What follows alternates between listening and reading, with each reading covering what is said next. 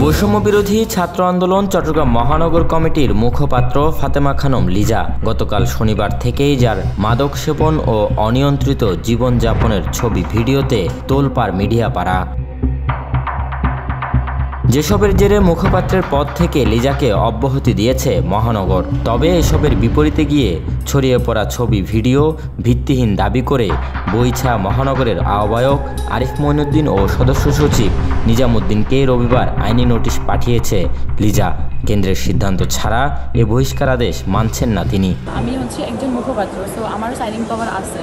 আমাকে যদি বহিষ্কার করার এখতিয়ার থাকে সেটা একমাত্র কেন্দ্রে যারা এক্সিস্টিং বর্তমানে আছে তাদের এখতিয়ারটা আছে, বা তারা ওই রাইটসটা রাখে। তাও একটা প্রসেসিং আছে, আমাকে সবুজ করতে হবে, নোটিশ দিতে হবে, আমি তার বিবৃতি দিব, একটা প্রসেসিং আছে। অন্যদিকে মহানগরের সদস্য সচিব নিজাম বলছেন, 1 মাস আগে থেকেই সতর্ক করা হয়েছিল লিজাকে, তবে এসবের তোয়াক্কা করেননি তিনি। মহানগরের সাংগঠনিক ক্ষমতা বলে বহিষ্কার করা হয়েছে ওই মুখপাত্রকে। আমরা ওকে 1 মাস ধরে বলছি তুমি এগুলো আমাদেরকে স্পষ্ট ব্যাখ্যা দাও, ও কোনো পাত্তাই দেন আমাদেরকে। কেন্দ্র থেকে মহানগর সাংগঠনিক সিদ্ধান্ত কিংবা যাবতীয় তর্ক সবকিছুকেই ছাপিয়ে গেছে সোশ্যাল মিডিয়ায় ছড়িয়ে পড়া লিজার ছবি ভিডিও। যদিও এ মুখপাত্র মুঠোফোনে জানান ভিত্তিহীন এসব।